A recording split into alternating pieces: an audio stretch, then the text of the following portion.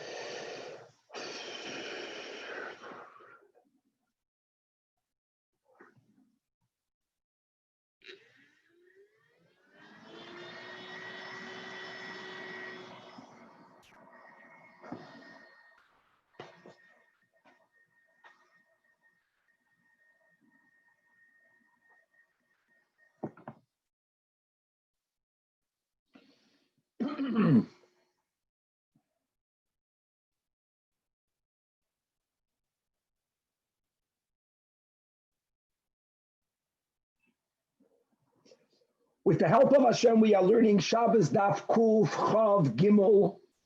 We are in middle of the machlokes between Rabbi Yehuda and Rabbi regarding whether one is allowed to be metaltal a kli shemalachta leisur for a permissible purpose. Rabbi Yehuda holds that a keli shemalachta leisur may not be moved. L'tzoyrech gufay means using it for a permissible purpose, and like Rashi spoke out, and kol shchein, you may not move it. L'tzoyrech mekayman. Rabbi holds, no, that is our whole Mishnah, that even if a keli was made primarily for a malachta leisur, if you have a permissible usage for it on Shabbos, tzorech gufay, then you are allowed to use it. And we're going to be introducing now a shita of the Tanach Rebbe Nechemya. He holds that even a keli shemalachta leheter is only allowed to be used rak l'tzoyrech tashmishoy. It can only be used for the purpose for which it was made for. We're going to be introducing muktzah machmas chisar and kiss, which means that if you have a keli, it's not only that it's malachta leisur, but the owner doesn't want you to use this keli for anything else. Normally the reason will be because it might get ruined.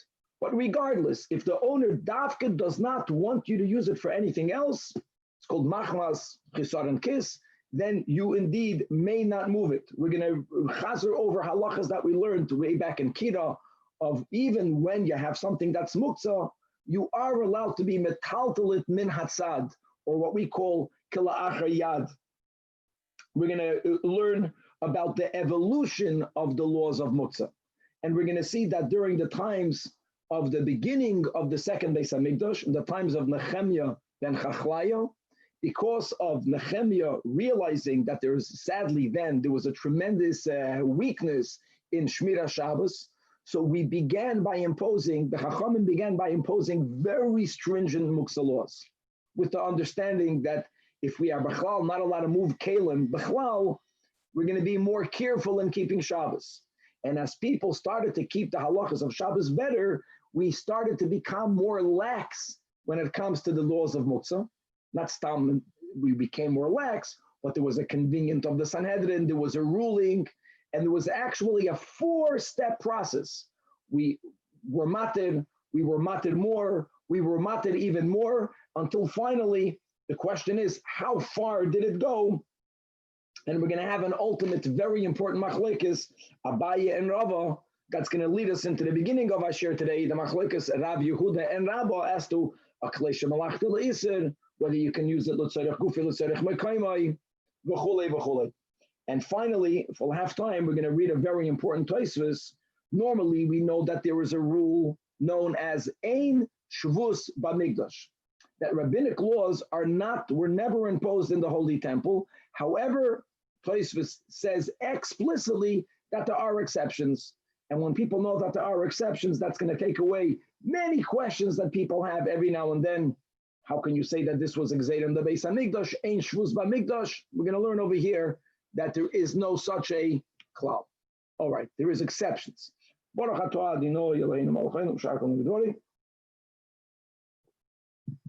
Guys, we left off second line from the top of the Amid and DAF Kuf Chav Gimel, right, the beginning of the line. Eisvei Abaya L'Rabba. Again, Rabbi is the Shita that holds that even if you have a Klei Shemalachta L'Iser, right, you are allowed to move it L'Tzoyrech Gufay, which is again the whole case of the Mishnah. You have a hammer. Rabbi says the hammer was made for construction. Klei Shemalachta L'Iser. Says the Mishnah that you are allowed to use the hammer to open up nuts. It says in a Braisa, now guys, let's remember this Braisa because we will be using this Braisa again in today's DAF. It says a mortar, we're speaking about a small kitchen mortar, something that is made to crush vegetables. Now a mortar is a bona fide keli shemalachtoi le'isr, right? Because we are not allowed to grind on Shabbos. Says the Braisa, im yesh ba shum, if you already ground up, for example, garlic, and you have the ground garlic in it, then you are allowed to carry it. And why is that? Because the keli is like a buses to food. Food is not muktzah. But the imlav ain't metal to but if you don't have any garlic in it, then you are not allowed to move it. And this is obviously a question because the Braisa is not speaking about moving it for grinding. Of course not. We're speaking l'mashal if you want to use this mortar to sit on it. You want to use it. The Braisa seems to be saying that you are not allowed to use it. Goes against Rabbi. Now hold on. Before we go to the answer that Rabbi will give, let's understand something. What is the Braisa saying? That if there's garlic in it, then you are allowed to move it. Why? Why? Hold on. If it's muktzah, how does it holding garlic help? So people say, because now it's a buses for food. Food is not muktzah. So what? Guys, didn't we learn on Daf Lamed, Amid Beis? Remember after David HaMelech passed away outside, and the sun was on his body. So Shlomo HaMelech had two questions. One was regarding, can he transport the body of his father? And they gave him a heter only because of the dignity of the body, that if he puts a kicker or a tinig on his father's body, now that the body becomes a basis, l'davar hamuter, he can move it. But that was a heter. And as we spoke out, the reason why that's a heter, that's because normally it has to be a basis, l'davar hamuter, bein hashmashes. If bein hashmashes it was not, it doesn't help that it's now a basis. Here we are saying, l'chora, that if there's garlic in it, so first of all, some Rishonim say, well, if there was garlic in it from bein hashmashes, the Rosh, and this Rosh is brought down on the Alter Rebbe Shulchan Aruch, says the following, that even if there wouldn't be garlic in this mortar, bein hashmashes, listen to this, Chevra, when do we say that the heter of a basis is only if it was a basis l'davar hamuter bein hashmashes, that is the goof, a corpse, is not a keli at all. It's a higher level of muktzah. And therefore, you can only become mutter if it became a basis bein hashmashes. Taka, 1 second, we were matter because of the dignity of the body, that even we can make an exception. But any other basis, if the item is b'chlal not a keli, like a rock, just because you put a kicker on a rock on Shabbos, if the kicker was not on the rock bein hashmashes, you may not move the rock. Over here says the Rosh, here you have a keli. Taka, it's malachta le'isr, but by the fact that it is already a keli, it makes it, so to say, less muktzadik. And the Alter Rebbe brings a shita down in Shulchan Aruch, and therefore, if you make it now into a basis l'davar hamuter by putting food on it without a heter, you are allowed to move it. Moiridik. That's from this din. But back akasha Rabba, if there's no food in it, you can't move it. So Amalei Rabba tells Abaya, no, don't challenge me from this Braisa because mani, the shita of Rebbe Nechemia, that is extremely stringent when it comes to moving muktzah. What does he hold? The Amar ein kli nitel elu tzarech tashmishay. even if you have a keli shemalachte leheter, you are only allowed to move it for the purpose for which it was made. He mamish limits moving muktzah. And again, we will learn on Kuf Chav Gimel Amud Beis the whole evolution of how muktzah came about. And everyone holds that there was such a phase. Question is, did we later become more lenient? He doesn't hold of such a leniency. Okay, so therefore, indeed, the Mordechay cannot be moved, but it doesn't contradict the Shita of Rabbi, which is not following the Nechemia, that is following the Tanach of our Mishnah. Another challenge. Eisvein says in Abraisa, Bishama Yomim, let's read the parentheses. Ein noitlin esha Eli, my friends, Eli is some sort of large pestle, large stick that was, for example, used, Rashi says, in the process of tanning hides. So it's a real keli shemalachtoi le'iser. Now, you could give it a secondary usage of preparing meat on it, because it's like a board. It's that big of a pestle that you can put meat on it. Ishami says, Ein noitlin esa'eli lekatziv all of habasar. My friends, we are speaking, like Rashi says about Yom Tiv. Oichel nefesh is allowed to be done on Yom Tiv. The question is, fine, you can prepare the meat, but does that allow you to prepare the meat on a keli that's normally malachta le'iser? Beishamai says not. Beisilil says, yeah, guys, this is only on Yom Tiv. But then the Mishnah continues, the Braisa continues that the Shavin, they both agree, she'im kitziv olav basar, that if you already used it to prepare food, and like Rashi says, food has to do with simchas Yom Tiv, that from then on, asur letaltala, you may not move it, and obviously the Braisa doesn't mean to move it to be ma'abed oiros. It means you cannot move an Eli even for a tzveirach gufay that's mutter on Shabbos. So again, clearly you see that a keli shemalachte le'iser is not allowed to be moved with tzveirach gufay. So first the Gemara says, well, Rabbi could have given the same answer. Savar l'shanui beikei Rab Nechemia. Yeah, that this Braisa again is going to hold a shita that even a keli shemalachte leheter can only be used tzveirach lashmishay. However, kiven the shamay law. Once Rabbi heard the following that was said in the name of Rav, that Hakoil Moedim, Bisive, everyone agrees regarding Sive is some sort of comb that is used to comb out silk. Silk is a very expensive fiber, and the kalim that were used in processing silk was very delicate. Their owners did not allow you or did not want for those kalim to be used for anything else. This is the muktzah machmas chisarin kis that we are referring to. Or ziyare. Ziyare is some sort of heavy board that would be a press. Today we have an iron. Then they would use something very heavy. But if you would use it for something else and it would become dirty, then when you would press the garments, okay, you would take out the wrinkles, but you would make it dirty. Again, the owner would not want you to use it for anything else. And mozoiri is some sort of stick that was used beating garments while they were being laundered. And these are kalim. Bottom line is that they were designated only for their work. The kiv the kapitalayu, the bala owner doesn't want you to use it for anything else. So now we use the words in Shulchan Aruch, and it's also from Chazal. Muktzah, machmas, chesra, and kis. The same is also sometimes referred to as miyached luhu makim. Miyached luhu makim means is that the owner wants it to be used only for what it's designated for. And since it's designated for something that may not be done on Shabbos, which means that before Shabbos, when he puts it down, dafken, it should not be used for anything else. This is really the meaning of muktzah. It's set aside. Mukhin means it's said, it's prepared for use. Muktzah means it's set aside. Here it's actively set aside. So once Rabbi heard of that shita and everyone agrees to it, so now he can answer not only the Braisa of the Eli, he can also answer the Braisa of the mortar. Both of them. Doesn't have to go like Rab Nechemia. Hanami b'yachavu makim, both the Eli and the Mordechay can be kalim that the owner doesn't want you to use for anything else. He's makbid. Again, the chesar and kiss would be one reason why he would be makbid. Chesar and kiss means because if he'll use it for something else, it will get ruined. It doesn't have to be because of money. It can be because the keli is going to get ruined, even if the keli is cheap. It can be that for you, this keli is so sentimentally precious that you don't want it to be used for anything else. Doesn't matter. We call it chesed and kis, or here it's called miyachad luhu makaim, and then for sure it's going to be muksa. Okay. Says the Gemara weiter, Itmar. Rabbi Chia bar Abba Amar Rabbi Yochanan. Going back to Rabbi. Rabbi holds that the hammer, not like Rav Yehuda, the hammer in the Mishnah was a malachto le'isr. You can still move it, let's say the gufay. You know what the hammer was made for? He's being machadish.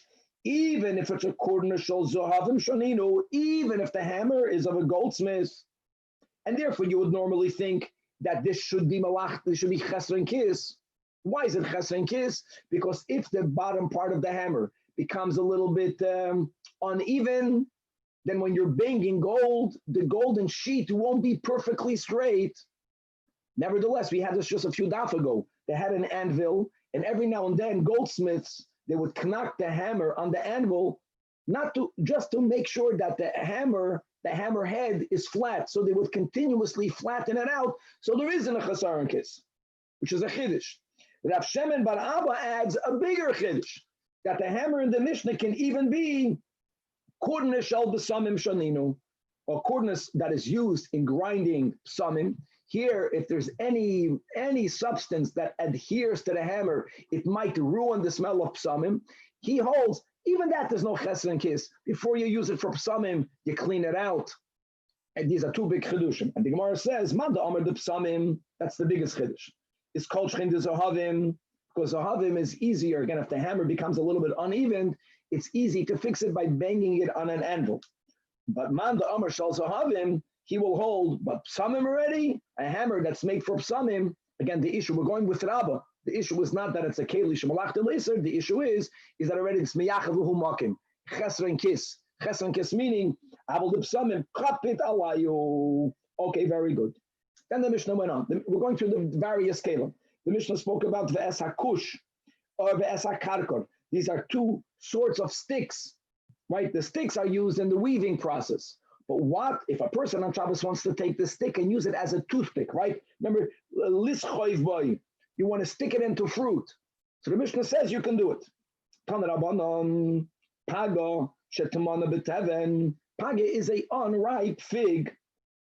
Now you buried it in straw, as we keep on learning that vegetables were kept fresh by burying it. Now straw was primarily designated to make cement, right? We had this before. So b'chlal, straw is called malach le'is. It's designated for building. So it's muksa. So if you buried food in the straw, or v'charara shetemana b'gecholim, some sort of cake that was buried in coals. Now obviously the coals were not burning. The coals were hot, and you left them in the coals. Now the coals went out. Now that the coals went out, there is no issue of you taking it out of the coals, but again, coals are muktzah, because when Shabbos came in, what are you going to use them for? You can't do any, you can't even touch them. So in other words, there's something not muktzah, buried in muktzah. Right, the whole idea of tiltul kala achaya, that's over here. So says the Braisa, im migula miktsasa, if some of the food item, the non-muktzah item is actually exposed, which means that you can simply grab onto the food and take it out, then no problem. Okay. However, one second, when you take it out, you might move something, doesn't matter. But and therefore you have to move away the coals, you have to move away the straw, then also taltala. However, Rabbi Lazar ben Tadoi Oimer, no. Even if it's fully buried, yeah, you can't move straw, but you can get to it also in an unusual way. And that's connected to our Mishnah. That toichavin bekusha bekarkar, take these kalim. These kalim again are made also kalish walach le'iser. They're made for weaving, but you're using it l'tzayrech mutar dika usage. The heimenaris me'aleim. You stick it in, you dig in the stick like a toothpick, and then when you pull it out again, it's still to kila achayat. Amar Rav Nachman, halacha k'Rav Loza ben Tadoi.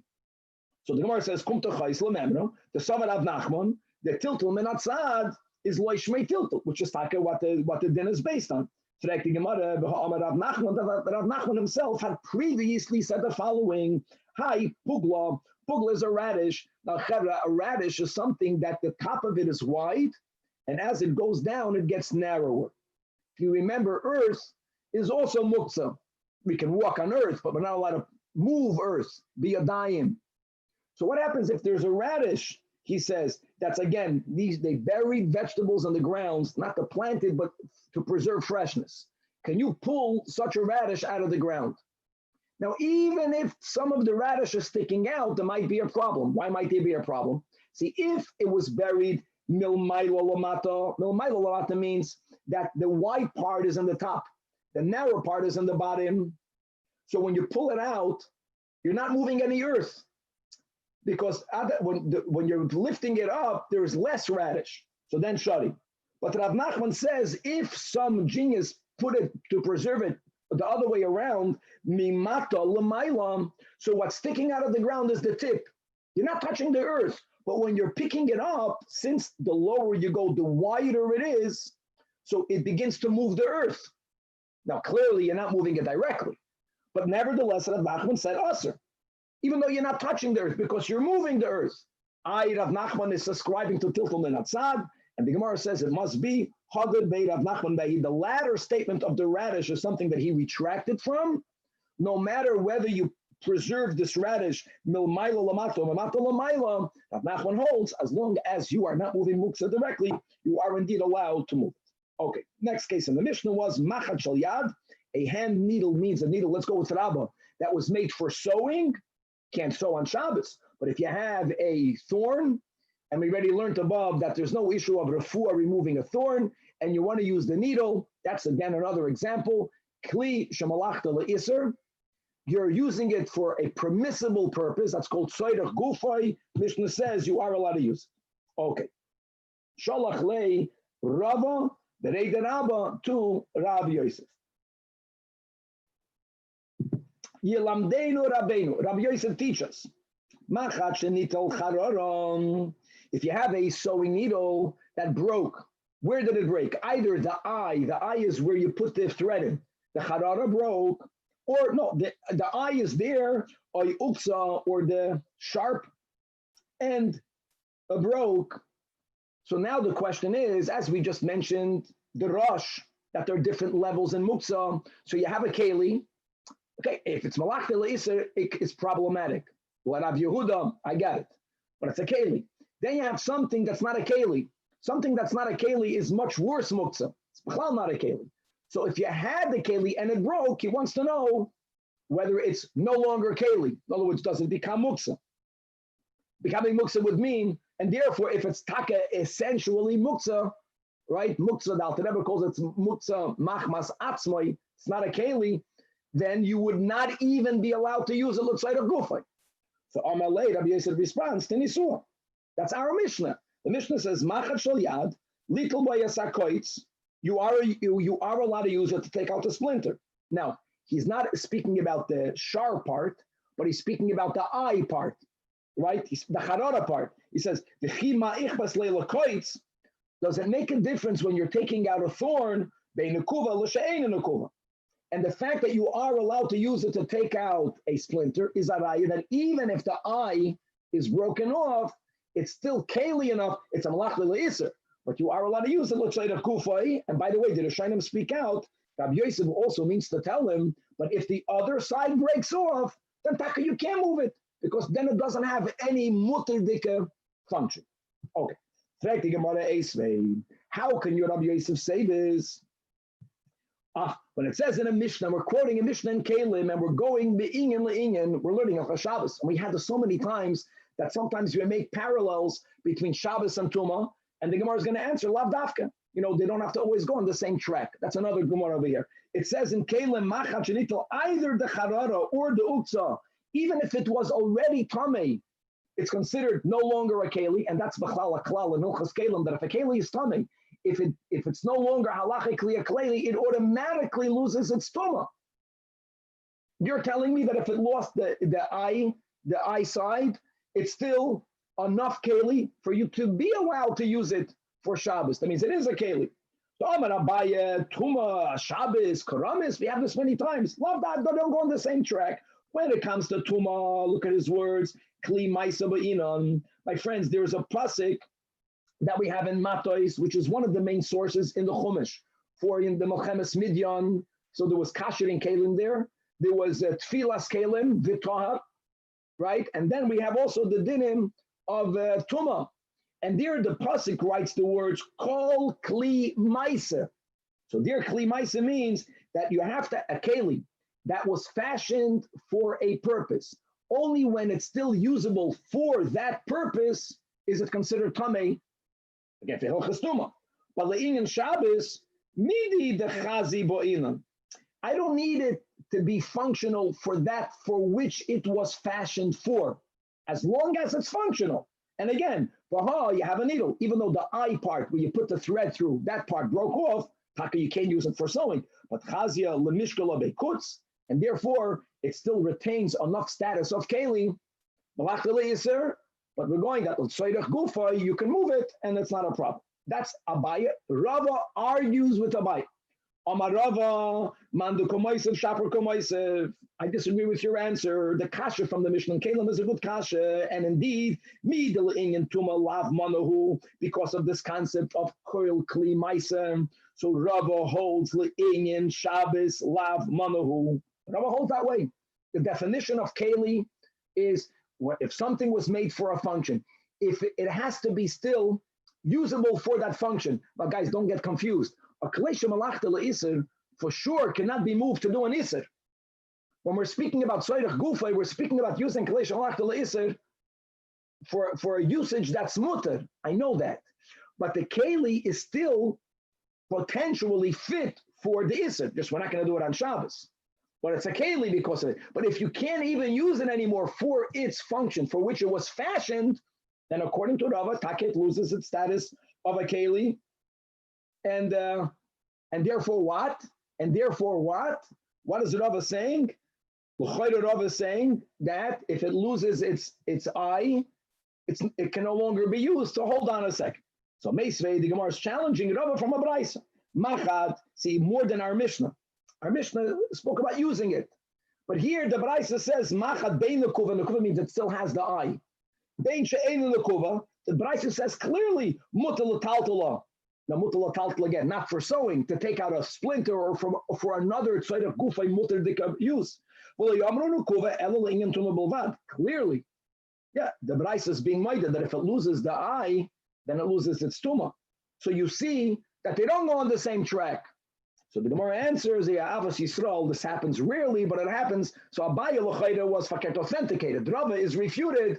Abaya says you cannot refute my bar pluta from this Braisa. Tigma Abaya Aliba de Rava, that I can argue that the Braisa that you just quoted, Machad bein ukuva bein she'ein ukuva, is begoil meyaskinon. When you are in middle of manufacturing needles, it's still goylam. Goylam means it's not fully fashioned. So the part of the eye was not inserted yet, right? Even though they're clearly for tuma, it's not a keli yet. If someone is making a needle for a sewing needle, then when it's still in the phase before you have the hole in it, even if a source of tuma touches it, it won't become tummy. And over there for Shabbos, it's already considered a needle. For Shabbos, I can argue zin and the mimlach alayu mashvelumana, since the owner might take out a needle and say, you know what, I don't need to have to use this for sewing.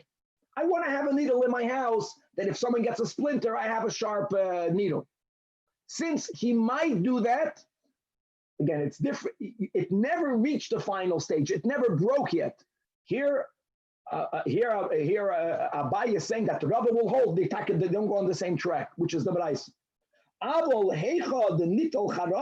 But if you already had a needle, it was already made for a sewing needle. It had an eye and the other edge, and now it broke. Nital. Since Adam Zerka Labein Girutais, a person normally would throw it out, right? People used to sometimes sell broken metal. They wouldn't throw it in the garbage. They would put it in a heap of broken pieces of metal, but he would not use it anymore. So you can still argue that it loses its Torah skeli, and yes, it becomes mutza. And again, therefore, coming back in the Mishnah, if the Mishnah, even though the Mishnah doesn't speak bein nukuva bein she'ein nukuva, the Mishnah is speaking about a goylam. But anyways, the machlokes between Abaye and Rava still stands. Okay, moving on. Says the Gemara, Asuve Yenuka. Asuve Yenuka means, we learned so many times that when babies were born in the times of Chazal, one of the first things that were done to the baby is that they would straighten out the limbs of the baby. Because during birth, it's possible that something would become dislocated, so they would straighten it out. Now, we also learned there's two issues here.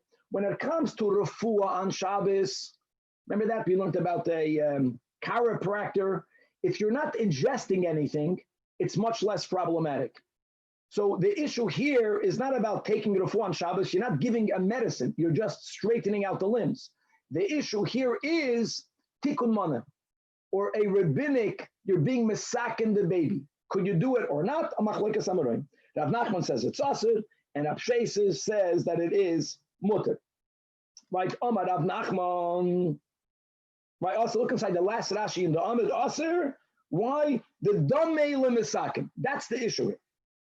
So Amar Rav Nachman minalahu the Tanan, guys, we're bringing this in here because it's neged to our Mishnah, but we're not there yet. We learned, now this Mishnah is not here. Mishnah and Shabbos, returning to Amid, ein oisin, guys, the word oisin here doesn't mean to do. Oisin means we can't take. Karadaf kuf chav gimel Amid base. Ein oisin apik tevizin b'Shabbos. You may not take a certain liquid that induces vomiting. The Romans, they were very much into it. They were glutinous, so it's not that they ate food that's unhealthy for them. That's a refuah issue. No, the food is good, but they want to be able to eat more and eat more and eat more. And how do you eat and eat and eat and eat and eat? You eat, you enjoy it, you vomit it, and then you eat weiter, as aminik. So the question is, could you take it on Shabbos? And again, the issue is not about refuah. We're not speaking about someone taking it because the food is not healthy. Here they're drinking something. We're speaking about tikkun mana. You know, I want to be able to eat more.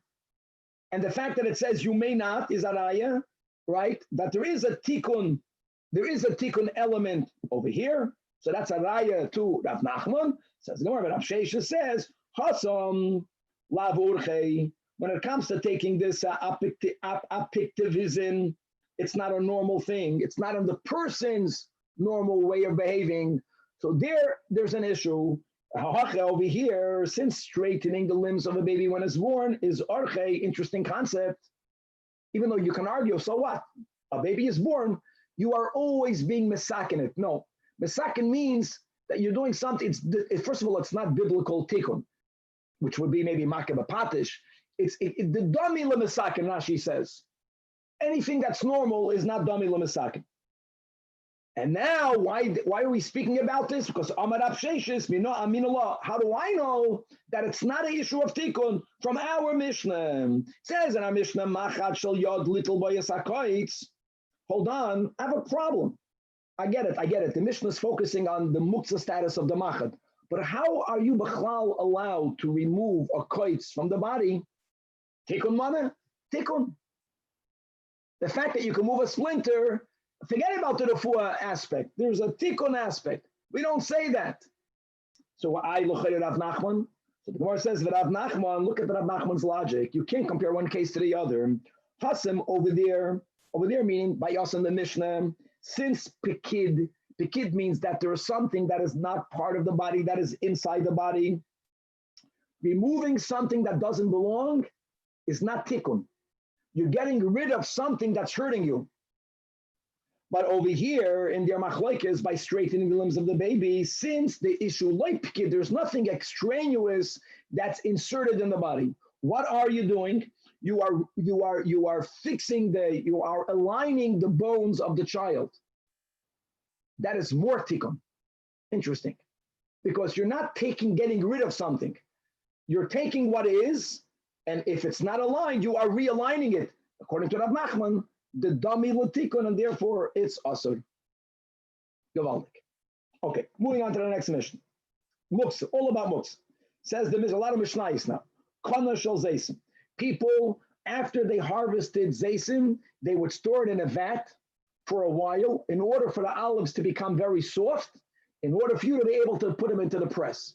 So between the harvesting, misika zaysim, until the Beis Habad, it was in a vat. And how would you know whether it's soaked long enough? If it's soft, So they would have certain canes, certain sticks. By nature, a cane, hollow. And they would turn it into the vat, and they would see whether it's soft or not. So the question is whether that is muktzah or not. Now you can argue, why would it be muktzah? Turning olives. Says the Mishnah, im yesh kesher b'roishai. Right?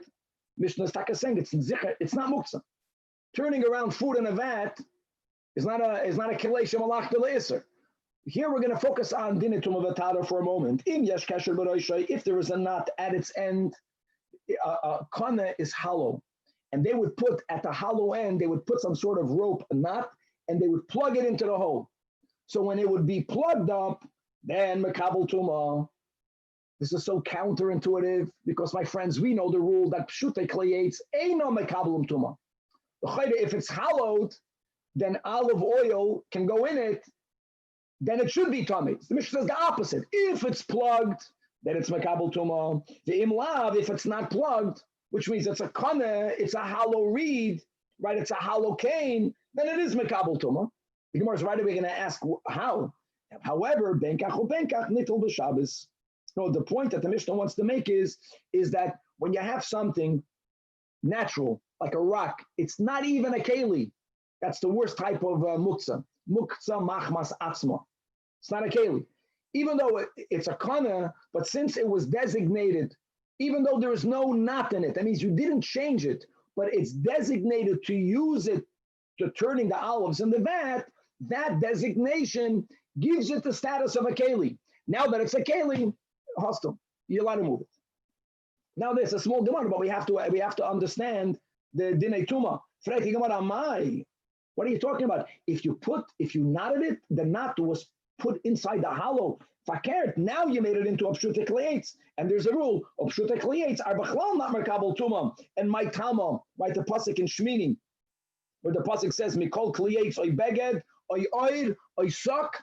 So they all have to be together. The dumi of the sok ba'inon, not that it's nitel malay v'reikon. That's another din we learned by the Sfina. But still, it has to have a receptacle. Right, it has to have a clay kibble. So the Gemara answers, Tana Bishmei Rav Nechemia. No, I'll explain to you why. Because fakir, the knot that was made, they wanted to see the moisture of the liquid. The moister, the softer, the readier it is. Just having a hollow reed, even though some of the oil or the water would go into the hollow, they wouldn't be able to keep that moisture, to analyze it. They made it, when you make a knot, so the knot has little crevices. They made a knot, they plug the knot into the hollow so the knot should stay there. But what happened was, dafke, because it had a knot, and knots have hollows, have crevices, some of the oil or the liquid went into the knot. The knot itself is called a klei kibul. Fakir, that's why it becomes a klei kibul. That b'shah shemahapech b'zeisim, only if you made the knot, is choyf choyv, are you able to go inside the crevice of the knot. If you don't have a knot, if it's nama, it's a stick in nature with a hollow in it, then when you take it out of the vat, none of the liquid will adhere enough to the cane, and you won't be able to analyze whether it's ready to be pressed or not. Fakir, the knot is the klei kibul. If there is no knot, even though it's hollow from both ends. Now it's a kliyates, that's called pshutei kliyates, and it won't be mekabel tumah. Again, the chiddush of the Mishnah from Muktzah is that you have something that's natural, and you cut it off the ground with some ice, and you designated it for a purpose, it renders that into a keli. Says the next holy Mishnah, Rabbi Yosi Omer, kol hakelim litalim, as a rule, all kelim knows as long as it has tleidas keli, it's allowed to be moved. Now, the Tana is not going into the pratim, which the Gemara will go into. Tzarech makaymai, tzarech gufay. Wait, we'll get to that. He just wants to emphasize that there is a difference between something that's a non-keli, that's a worse muktzah, and if it's a keli, then you can move it. Nittel means you can move it around. However, chutz, there are two kelim that he says can never be moved. One is min hamasor hagadol, a large saw. The other keli he mentions is yosei shel machresha, some sort of, they used to have by the plowing utensils, there would be a very sharp knife that would be in the front of the plow that would go deep into the ground. That's the yosei, something that goes into, it's a knife. And these two kelim, says Rashi, that's the muktzah machmas chesron kis. Yes, it's a keli, but the owner only wanted it to be used for that purpose. Being that you may not use this on, you can't use a saw on Shabbos for its purpose. So it was kavul lahem makim. It was set aside not to be used on Shabbos, so they remain muktzah. Okay, so let's begin. Omar Rav Nachman. I want you to know, Hai Uchla de Katsari, that the Uchla de Katsari is that launderers, they would have copper vessels that were perforated. Either the clothing were put on top of it so the liquid should go out, or when they would later, they would put a good smell in the clothing. They would put some underneath it and the smoke would go through the holes, but it's some sort of copper keli, right? Uchle, used by Katsari and by launderers. That is also muktzah machmas chesron kis. Also, he wants to point out that when the Rabbi Yossi says chutz from two, those two are just an example. Also is ki yasei shel machnei shadamim. And Abai adds to that charba, the ushkafe, a tanner's knife, was very makbid. And the sakina, the ashkafta, a knife that puts people to sleep. That's called a butcher's knife. Or the chatzina, a certain cutting tool that are used by nagarim, by carpenters, all of them is kiyasei shel machnei shadamim. It's all considered muktzah machmas chesron kis. Today we say, let's say that your smartphone is muktzah machmas chesron kis. And again, I'm not speaking about $1,000 smartphone. You can have a stupid phone, doesn't matter. You can have a phone that's worth $50, and let's say you're a billionaire. That's nothing to do with it's a keli that people, they don't want you to use it for anything else. You're kaveh lahem makim. So the point of it here is that the Mishnah gives two examples. They are only examples. Okay. Now, this is so important, this Gemara now. Muktzah is a gezerah medarabanan, shvus, but it wasn't a one-time gezerah. It's a very unusual gezerah. It was an evolution. And as we're going to begin learning this braisa, and we'll continue to learn today, and God willing tomorrow, and I'll just give the whole package. Bisman Nehemiah ben Chachlaya. Nehemiah was in the times of Ezra. We're speaking about Bisman that we rebuilt the second Beis HaMikdash. They noticed that people were very lax in biblical Shmira Shabbos. And at that time, the Chachamim understood that the solution will be by imposing many restrictions.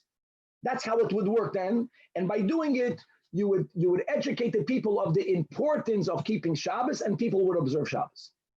So the first thing they did is that aside of eating utensils, which is not mentioned here explicitly, and by the way, then they didn't have forks and knives. That was the whole thing in the Mishnah. We're speaking about using kalim that were forks for weaving, to use it as a fork for a child.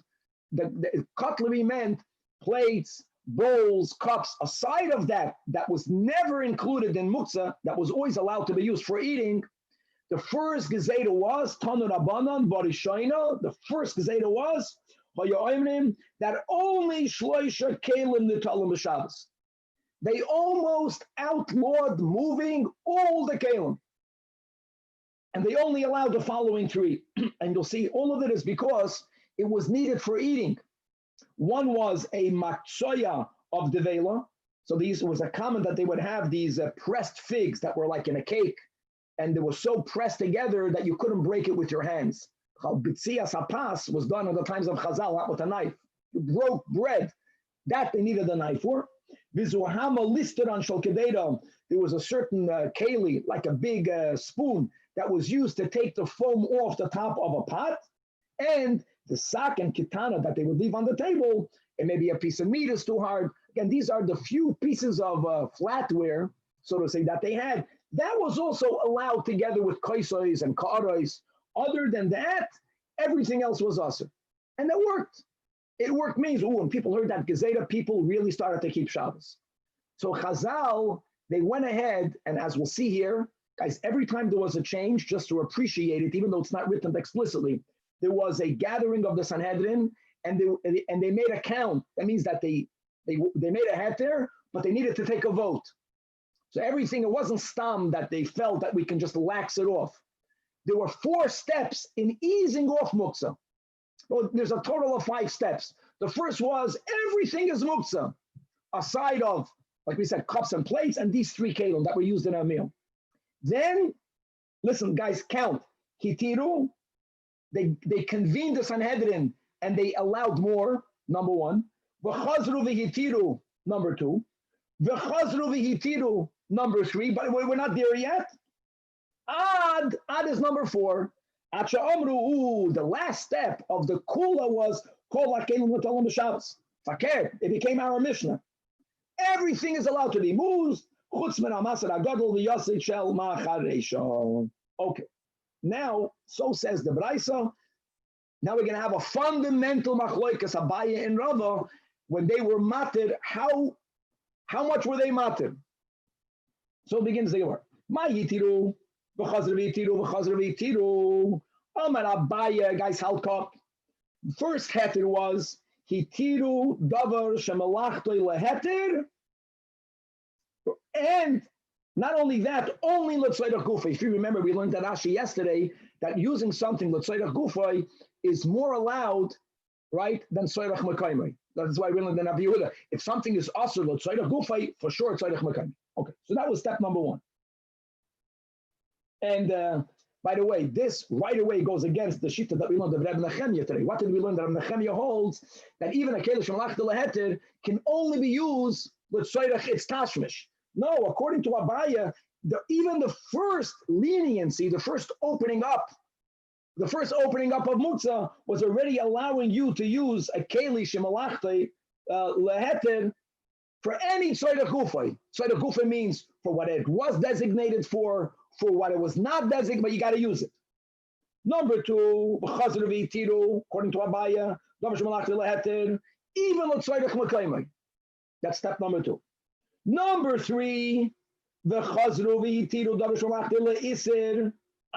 But for what? For what, my friends? L'tzoyrech gufay in, l'tzoyrech mekaymai loy. Now, my friends, Abaye is a Talmud of Rabbi. This is not going against Rabbi, because when Rabbi today we finished yesterday, argues with Rabbi Yehuda. Our Mishnah never mentioned tzorech mekaymai. So even if you hold, like Abaye holds, like Rabbi holds, that a kelish shemalachtai le'iser could be moved for a mutter dikat tzorech, it's only tzorech gufay and not tzorech mekaymai. That's three. Now, what was the fourth and final step, according to Abaya? Abaya is more machman at the end. Still, in the beginning, they only allowed you to move very small kalim. How do you measure small kalim? Something that is moved with one hand. That's the fourth. Meaning, what's kol hakelim? Afilu b'shtei yadayim. Taka not chesron kiss, but if there's no chesron kiss involved, then you can move it. What's the bottom line, my friends? According to Abaye, guys, halkop, there are two things here. Number one, that muksa machma keli shemalachter leisur is not allowed to be moved l'tzoyrech mekaymai. That's a new shita that we learned today, because when we had the Rabbi and Rabbi Yosef, they didn't speak about this. Number two, chumra la'Abaye. Even though Abaya allows to move kelim that are larger, that are nitolim b'shtei, that you need to have two hands to lift it up, what about a keli that you need to have two people to lift it up? Abaya didn't speak about it because according to Abaya, that's also awesome. The larger, that's such a physical work. It's harder to schlep it around. Don't do that. Shall Abaya go to Rava? Amalei Rava? No. Michtihi tiruktani. I don't accept that there's a differentiation between gufay and mekaymai. So you're telling me that the third step was hitiru davar shemalachtai le'iser, or even you're in the first step, malachtai leheter l'tzorech gufay, then again tzorech mekaymai. They're not two steps. Mali tzorech gufay, mali tzorech mekaymai. The moment they were matter tzorech gufay, it automatically includes tzorech mekaymai. So now Rava has his version of history of what happened. Elamar Rava, step number one, hitiru davar shemalachtai leheter. Right, that's step number one. And automatically, finished. What was step number two, guys? We are now introducing something that we never spoke about before. Alter Rebbe calls what we're saying right now, moving it, l'tzoyrech atzma. Right, not muksa machmas atzma, which means something that's not a keli, but moving something l'tzoyrech atzma. Here in the Gemara, we're calling it, moving it, mechamo l'tzeil, which means if you have a keli, and it's getting ruined, l'mashal, because it's in the sun. Doesn't only have to mean that. It can mean that you are afraid that the Ganavim are going to steal it. It can mean that you are afraid that it's going to rain. Whatever it is, you want to move it. You're not going to be using it for a tzorech that's mutter. You're not saying that you need its place. You don't need its place, but you want to protect it. You're moving it for it. Can you do that? So even according to Rabbi, that's more problematic. And they needed to have another convening of the Sanhedrin to be matir. So number one is malach leheter gufay emakayim. Number two is v'chazru v'yitiru mechama litzeil. Number three, according to Rabbi, v'chazru v'yitiru malach le'iser. And Rabbi holds that once you're matir, moving something, let's say the gufay, so it goes together with mekayim. Let's say the gufay, let's say the mekayim in, but mechama let's say loy. In other words, according to Rabbi, you are allowed to move Kelish Malach Le'isr even on Tzarech Mekaymai, but there is still a difference. Kelish Malach Le'heter can be moved Mechama L'Tzeil. Kelish Malach Le'isr cannot be moved Mechama L'Tzeil. Now, what was the fourth? So according to Abaye, the fourth was maybe only small Kalim, Shenetalim B'Yadachas, then they were Mated B'Shtei Yodayim. But Rabbi goes more. Rabbi's more lenient. Adayin ba'adam echad in b'shnei b'nei adam loy. It's the same concept, but it's greater, larger. Acha amru kol hakelim netalem b'Shabbos afilu b'shnei b'nei adam. So my friends, we have two areas where we have a machlokes Abaye and Rabbi. Right? Keli shemalachta laheter l'kula alma can be moved l'tzayich gufay l'tzayich mekayim. Now Abaye never spoke about mechama l'tzel. I know that.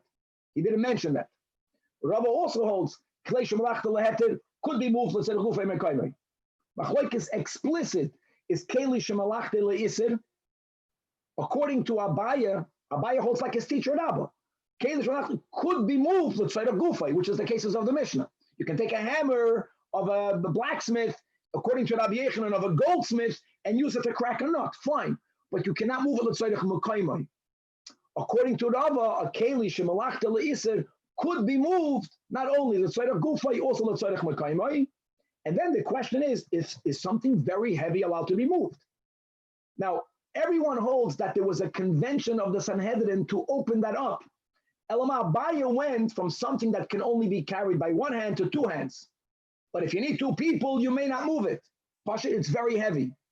Now, this is like the Balabatish, rest, relax on Shabbat, don't schlep things that you need two people to schlep. Rabbi holds no. Initially, they did that. But at the final fourth step was, aside of Chesron Kis, aside of that, even if it's something that can only be carried by two people, it's no longer included in the din of Muksa. Beautiful.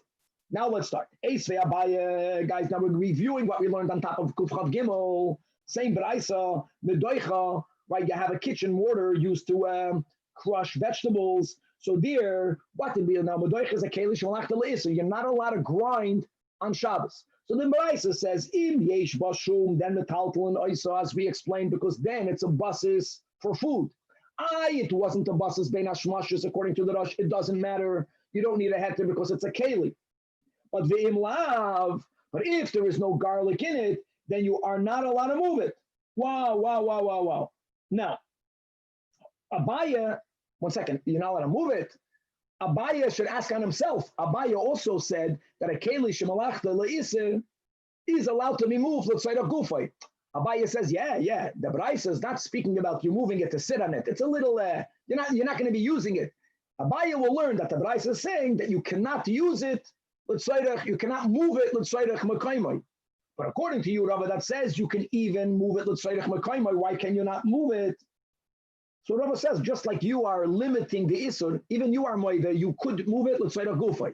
So you're learning that the Braisa says that you cannot l'tzayich mekayim. But Rabbi also has a restriction. Rabbi also has the restriction between keli shemalachta leheter and le'isur, and that they both can be moved l'tzayich gufay. They both can be moved l'tzayich mekayim.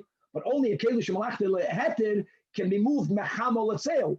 So this Braisa is referring to mechama l'tzeil, that you cannot do it if there is no garlic in it. Another question from the Eli, right? From that large pestle. Eisvei, again, Abaye against Rava, that even though there's a, Basil says you can use the Eli to prepare food on it, simchas yantiv. But once you used it for that, stam to move it for another permitted purpose, vishavin she'im kitzev alavasar she'asal taltaloi. And again, Abaye is also going to say, according to Abaye, keli shemalachta le'ised could be used l'tzayrech gufay. Abaye says, "Nah, it means you cannot move it l'tzayrech mekaymai." But you others holds you can even move it l'tzayrech mekaymai. So again, Rabbi will tell him, doesn't bother me. Hachinami bichama l'tzel. So really, what we had today is we had three approaches in answering these brises today. First approach was it follows Rab Nechemya. That was an Amud Aleph. Second approach is that these two kalim are chesron kis. And now, both of them, bein la'abaya, bein l'rava, even the shitas Rabba can limit the isur. Either you cannot l'tzayrech mekaymai, abaya, or you cannot l'tzayrech atzmai, mechama l'tzel. Guys, we're going to start and we'll continue, God willing, in the next stuff. So it says, now that we introduced the Tanach Rabbanon, Barishoyna hoyo oimrim. It's a gewaldige thing, this. Now that we know that the Muktzah was not a one-time gezeda, the Adarabah, it was a very harsh gezeda that in 4 steps constantly became eased. We eased out of it. That you should know that this Tanach Rabbanon, when did they learn that? And as it says clearly, the pasuk in Nehemia, again, this is the beginning of the second Beis Hamikdash. That the Yidden, the leaders, noticed that in Yehuda, sadly, they were dorchim gitlos b'Shabbos. In other words, they were violating Shabbos biblically. They would bring heaps from the fields. That's hoysa'ah. In other words, that's schlepping. That's why it makes sense. It's not stam, because you can argue, what would that even help? A lot of their breaking Shabbos was they were working. And the moment you can't even move, it just restricts movement. It worked then. That Gezeda Taka brought them into check. And then slowly, every time Chazru, it wasn't back to back. It was a process over time. So now the Gemara is going to tell you, we're going to go through now 4 Mishnayos and Brises, a total of 4.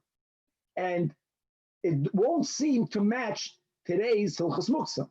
But now that we introduced that initially Muktzah was more restrictive, and only with time did it become more permissible, so the Gemara's approach now, we'll have another approach tomorrow, is that Amar Rabbi Elazar, the Mishnah Brisa, the statements of the Tanoim regarding Konim, as we'll see, and regarding Maklas, and regarding Gelustara, and regarding Meducha, I will tell you, when you read it, and it sounds very restrictive, and you say, why is it so chamur?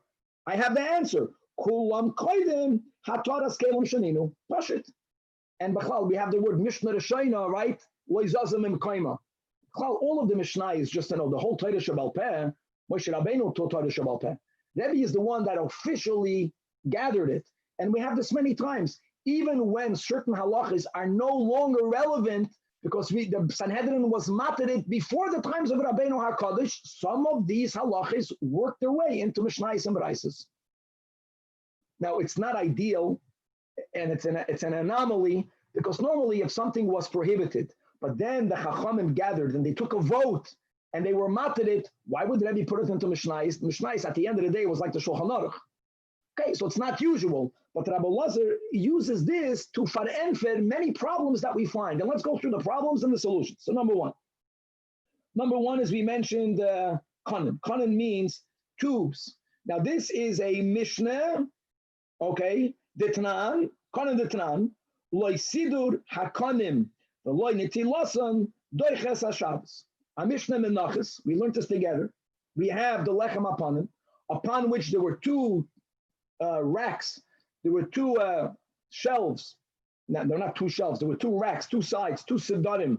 Upon each one, there were 6 of the lechem apanims. The lechem apanim was there for the entire week. And not one of the miracles that is not mentioned in Pirkei Avos, but that the Gemara speaks about, Chazal speak about, is that they were physically smoking hot from when they put it until when they removed it. Now, really, the lechem apanim, just to quickly chazer, they were not baked on Shabbos. They were baked on Friday, but they were put on it. They were brought near it Friday. On Shabbos, at the same time that they remove the old, they put in the new. Okay. Now, during the week, Bechlal, in order for one bread not to lay on the other bread, especially since it's smoking hot, al pidera chateva, even though God makes miracles, but you don't make miracles in vain. Pidera chateva, when you have hot breads laying on each other, it can become moldy. So we wanted for air to properly circulate between one loaf and the other. Make us our social distancing. So there were kanim, there were golden half tubes that were laid out between one bread and the other. It wasn't a fixed racks, and they became like a shelf. It didn't completely strangulate the air. It was three. Some of them only had two, the top ones, and that allowed for space for you to have air space between one and the other. So says the Mishnah, don't think that when they put it on their Shabbos, they put already those racks in. And then they were next week, when they removed it on Shabbos, right before Musaf, they took out the racks and they took out the breads. No, every Friday they took out those kanim. So taka from Friday until Shabbos, one bread laid on the other. When they put in the new breads, Shabbos, and when they took out the old, they also put one laying on the other. Only Matzah Shabbos did they put the kanim in.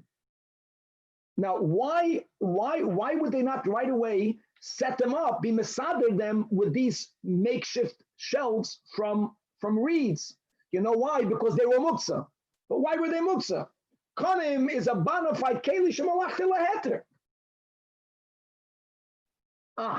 So that's a kasha. So now we understand that Mishnah was only during the times that the chumrah of muksa was very inclusive. And that's why Gabaldik, the beautiful. So that answers the question. Now we're going to have tomorrow. It's Rabbi, there was muksa in the base of Mikdash. I don't understand this. Before we'll stop over here. So that's what I want to speak. This is the big Tosfos. Remember when we had the Rosh Yeshiva from South Africa here, Rabbi Weinberg and Fabrenging. He brought up the question. Ein shvus b'mikdash. That was Benegaya building. That's the Simchas Beis HaShe'eva. Guys, look inside this Tosfos. We have to remember it. Look inside the second to last Tosfos. Says Tosfos, loy sidur konim. Frek Tosfos, afal gav ein shvus b'mikdash. Here you go, Danny. Answers Tosfos. Guys, I hope I remember it. Kamo shavusim ashkecham b'mikdash. No, it's not a rule that has no exceptions. There's an exception. This is one of the exceptions. Guys, this answers so many questions when you learn Kachim. Not the only exception. Tosfos holds it's not always ein shvus b'mikdash. Ubemela, coming back over here, that finances course. So we're up to the first. God willing, we're going to learn the other three. And then we're going to see that not everyone agrees to this. What, you're going to tell me that Rabbeinu HaKadosh put a din that you only before, that means that later on, the Zman HaBayis, they indeed were allowed to use the kanim. Not everyone agrees to that. God willing to be continued. Rabbi, yes. Just to summarize, Rava does not hold machmas chisar kis letzerich mekayme. Is that correct? Anything that is machmas chisar and kis may not be moved. According to what so does he hold the tzerich mekayme? Is no basically it's a machlekes on the tzerich mekayme between Abaye and Rava.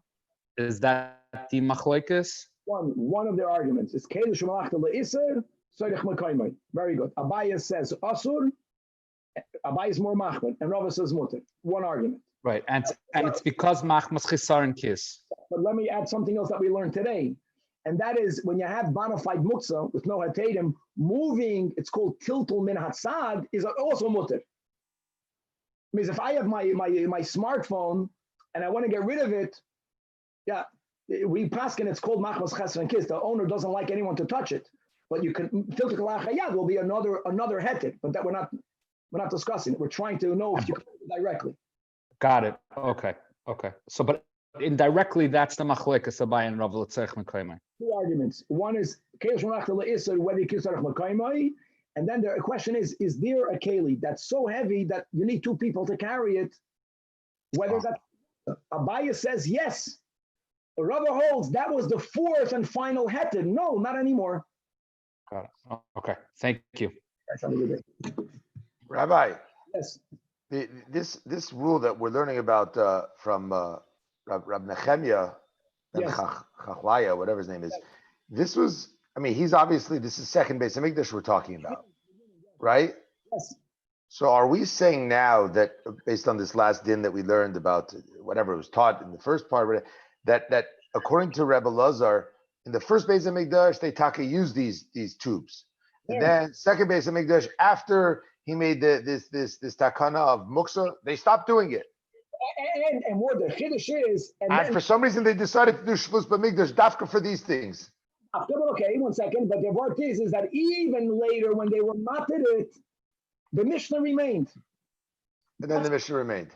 That's the biggest chiddush. That means that even Kodesh Baal Peh, Rabbeinu HaKadosh was so faithful to that's called Mishnah Rishayna Lo Yizazim Emekayma. We had this a few times already. Mishnah writes a rule. We know that they made another. At least by their Mishnah Rishayna Lo Yizazim Emekayma is there's 2 Mishnayos. At least Rabbeinu HaKadosh wrote the updated halacha. Here there is no halacha in Menachos that allows you to use the kanim. So mistama, I'm just guessing that they were only mated it after Churban Abayis. Maybe during Abayis, during the whole Bayis Sheni. I don't know when they were opened it up. Don't forget that Rabbeinu HaKadosh was, year 180. That means 100 years after Churban Abayis. Could be in those 100 years, they were mated. Could be. It's a little weird that out of all things that they decide to keep in the Beis HaMikdash, right? They're going to... The only one I remember when he was here, bothered. We were speaking about why about Simchas Beis HaShe'eva. And that the music was only used. That was the Rebbe Shita on Matzah Yantiv, but the Rebbe wanted people to celebrate even the first night of Sukkot. So the question was in the Beis Hamikdash, why would they not celebrate with musical instruments? Musical instruments is a shvus. Mashmiya koil is you might fix it. Ain't shvus v'mikdash. But he asked that. I don't know that I remember. What came to my mind then is because ain't shvus v'mikdash is because Kahanim's reason, and it's late. And who played the musical instruments during Simchas Beis HaShe'eva? Everyone. That was his last thought. Okay, anyways, but here we have a question.